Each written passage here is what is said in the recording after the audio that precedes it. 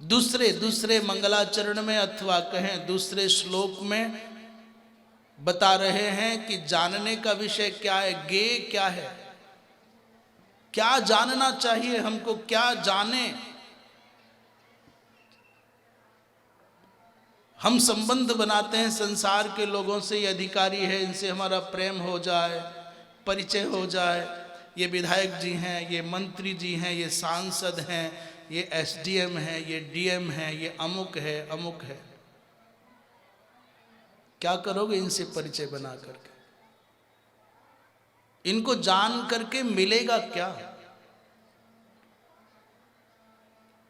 और अधिक से अधिक हमारी चेष्टाएं हैं कि अमुक व्यक्ति का चरित्र कैसा है, उसका जीवन कैसा है, जान लो।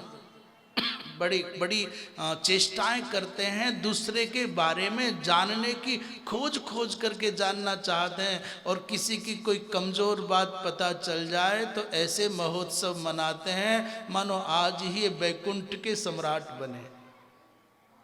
बड़े मगन होते हैं और बड़े बड़े छाती पीट करके कहते हैं हम सब जानते हैं कौन कैसा है। तो जो लोग ये सोचे बैठे हैं कि हम सब जानते हैं कौन कैसा है, भाई साहब उससे मिलना क्या है, कौन कैसा है जान करके पाया क्या? जानना है तो अपने आप को जानो ना कि तुम कैसे हो। दूसरे को जान करके क्या करोगे? दूसरे की कमियों को जान करके क्या मिलेगा? अपनी कमियां जानो और उन कमियों को दूर करने की चेष्टा करोगे तो तुम्हारे इस जन्म का भी लाभ होगा और दूसरे जन्म का भी लाभ होगा। जानना है तो भगवान को जानो ना। इस श्रीमद् भागवत की विशेषता यह है कि ये बताता है कि क्या जानना चाहिए। वेद्यम वास्तव मत्र वस्तु शिवदम तापत्रयोन्मूलनम। वास्तविक वस्तु को जानना है तो उस जानने के वास्तविक वस्तु को जानने में जो सहभागी है, सहयोगी है, जो उपयोगी है वो भागवत जी है। कैसी है वास्तविक वस्तु? वो बोले शिवदम। शिव माने कल्याण को कहते हैं। शिवम कल्याणम ददातीति शिवद और तम शिवदम तत्शिवदम, वो वस्तु है। और क्या विशेषता है उस वस्तु की? बोले तापत्रयोन्मूलनम, तीनों प्रकार के तापों का उन्मूलन करने वाली सत्ता है। अब श्रीमद् भागवत के दूसरे श्लोक में वस्तु तत्व के जानने की बात कही है, पर वस्तु को जानना कौन अच्छी बात, कौन बड़ी बात है? ये वस्तु वो वस्तु, वस्तु जानना है। बोले नहीं नहीं भैया, वस्तु का मतलब यहां पदार्थ नहीं, द्रव्य नहीं। वस्तु का तात्पर्य है भगवान श्री कृष्ण, वस्तु का तात्पर्य ब्रह्म, वस्तु का तात्पर्य है आपके अपने इष्ट, वस्तु का तात्पर्य आपकी चेतना। वस्तु शब्द का अर्थ श्रीमद् भागवत के प्रथम स्कंद के प्रथम अध्याय के दूसरे श्लोक में क्या बोले भगवान कृष्ण? वेद्यम वास्तवमत्र वस्तु शिवदम। बोले साहब कोई प्रमाण है कि वस्तु शब्द का अर्थ भगवान है, वस्तु शब्द का ब्रह्म अर्थ ब्रह्म है? बोले वेदांत सार में लिखा है वस्तुस्तावत ब्रह्म एव तत् अन्यत् सर्वम अवस्तुएव। वस्तु माने ब्रह्म, और ब्रह्म के अतिरिक्त जो भी कुछ है सब अवस्तु है। और एक श्लोक बहुत प्रसिद्ध है, अस्ति स्वस्तरुणी कराग्र विगलत कल्प प्रसूना प्लुतम वस्तु प्रस्तुत। वस्तु माने ये वस्तु, वस्तु प्रस्तुत वेणुनाद लहरी निर्वाण निर्व्याकुलम स्रस्त स्रस्त निबद्ध निविलशत गोपी सहस्रावृतम हस्तन न्यस्त नताप वर्गमखिलो दारंग किशोराकृति। ये किशोराकृति क्या बोले? वस्तु है। वस्तु शब्द का अर्थ भगवान श्री कृष्ण। तो श्रीमद् भागवत में क्या जानना है? बोले अपने इष्ट को जानना है। आपके इष्ट यदि राम हैं, कृष्ण हैं, अथवा भगवान शिव हैं, उनको जानना है। अथवा आप ज्ञान मार्गी हो तो ब्रह्म को जानना है। और श्रीमद् भागवत की विशेषता और क्या है? बोले श्रीमद् भागवत में साहब एक बड़ी विलक्षण बात यह है कि इसमें परम धर्म का निरूपण है। धर्म प्रोज्झित कैतवोत्र परमो निर्मत्सराणाम सताम। इस श्रीमद् भागवत में प्रोज्झित कैतव परम धर्म का निरूपण है। प्रोज्झित कैतव माने जिसमें कोई किसी भी प्रकार का माया जाल नहीं, कपट नहीं, और यहाँ तक कि किसी के मन में मोक्ष की भी इच्छा हो तो उसका भी निराश कर दिया गया। सर्वत्र धर्म का निरूपण है, पर भागवत जी में परम धर्म का निरूपण है।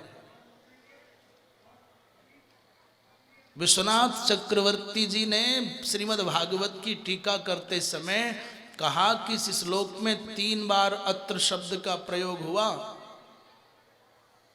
अत्र श्रीमद् भागवते शास्त्रे एव परमो धर्मो निरूप्यते नान्यत्र। और दूसरे अत्र शब्द का अर्थ है अत्र श्रीमद् भागवते शास्त्रे एव वास्तवम वस्तु वेद्यम नान्यत्र। और तीसरे अत्र शब्द का अर्थ है कि अत्र अस्मिन् श्रीमद् भागवते शास्त्रे एव भगवान श्री कृष्ण श्रीमद् भागवत के श्रवणकर्ता के चित्त में महाराज अविलंब आकर के अवरुद्ध हो जाते हैं। ये विशेषता कहीं और नहीं, केवल भागवत में ही है। वेद व्यास जी महाराज के द्वारा सृजित श्रीमद् भागवत के श्रवण को छोड़कर के अन्य दूसरे ग्रंथों की ओर जाने की आवश्यकता क्या है?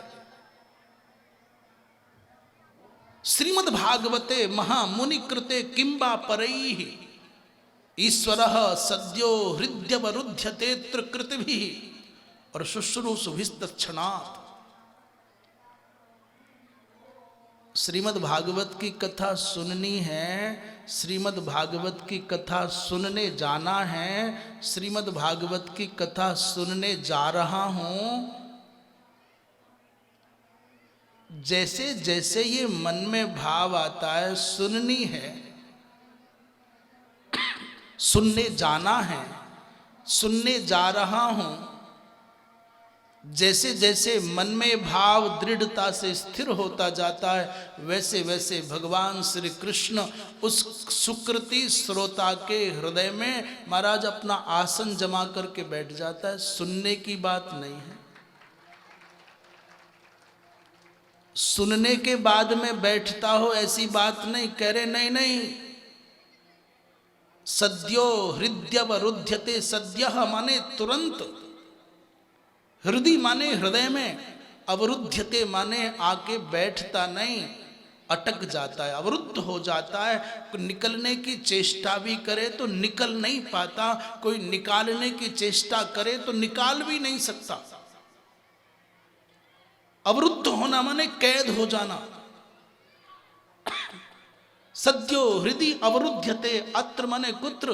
बोले अत्र श्रीमद् भागवते एव। पर किसके? बोले शुश्रूषुभिः। बस यही है जो श्रवण की इच्छा जिसके मन में पलती है, जो भागवत श्रवण की अभिलाषा का दीपक अपने हृदय में जलाता है, महाराज उसके हृदय में आकर के तत्क्षणात् माने उसी समय, जिसने मन वाणी और कर्म के द्वारा गुरु आदि की पूजा की, उपासना की, जो परम पुरुष की परिचर्या कर चुका है, महाराज उसी को कृति कहा है। जो सुकृति माने कौन? सुकृति कृत भी शुश्रूषु भी। कृतिभि का अर्थ कर रहे हैं जिसने अपने जीवन में मन वाणी और क्रियाओं के द्वारा, कर्म के द्वारा, मनसा वाचा कर्मणा, जिसने गुरुजनों की उपासना की, आराधना की, जिसने परम पुरुष का आराधन किया है, जिसने अपनी सेवा से अपने गुरु को प्रसन्न कर लिया है और जो अपने समग्र क्रियाओं का फल भगवान की प्रीति मानता है, उस साधक के, उस श्रोता के हृदय में कथा श्रवण करने का संकल्प आते ही भगवान कृष्ण आसन जमा करके अवरुद्ध हो जाते हैं। हमारे पूज्यपाद सदगुरुदेव भगवान पूज्य स्वामी विष्णुआश्रम जी महाराज जब भागवत जी पढ़ाते तो कहते थे, रे इस संसार में सब सर्वत्र एक ही उपदेश है कि तुम अपना मन संसार से हटाओ और भगवान में लगाओ। संसार से मन हटाओ, भगवान में लगाओ। भागवत जी ये नहीं कहते कि संसार से मन हटाओ, भगवान में लगाओ। भागवत जी कहती है तुम तो केवल एक बार भागवत की कथा श्रवण करने का मन बनाओ, भगवान तो अपने आप तुम्हारे मन में आके बैठ जाएगा, कुछ करना नहीं पड़ेगा। समग्र संसार के अंतर्गत जितने भी सनातन सिद्धांतों का प्रतिपादन करने वाले शास्त्र हैं, उन शास्त्रों का उद्घोष है संसारात, इस संसार से मन को हटा करके परमात्मा में लगाओ। पर भागवत जी ये बात नहीं कहती। भागवत जी कहती है तुम एक बार मेरी शरण में आ जाओ, बाकी सब काम तो मैं करने को तैयार हूं। महाराज इस पवित्र भागवती गाथा के कहने वालों में परमहंस शिरोमणि श्री सुखदेव जी महाराज की तो चर्चा कौन करे, उनकी महिमा का गान तो कौन करे। श्रद्धेय प्रवर डोंगरे जी महाराज कथा कहते हैं तो हमने सुना है कि ऐसा ऐसा कितने श्रोताओं ने डूब करके कहा। महाराज लगता था, डोंगरे जी कथा कहते तो लगता था साक्षात कृष्ण उनके नेत्रों के सम्मुख नर्तन करने लग जाते थे। पूज्यपाद धर्म सम्राट स्वामी श्री करपात्री जी महाराज जब भागवत की कथा कहते तो मानो श्रोताओं को ऐसा रोमांच होता।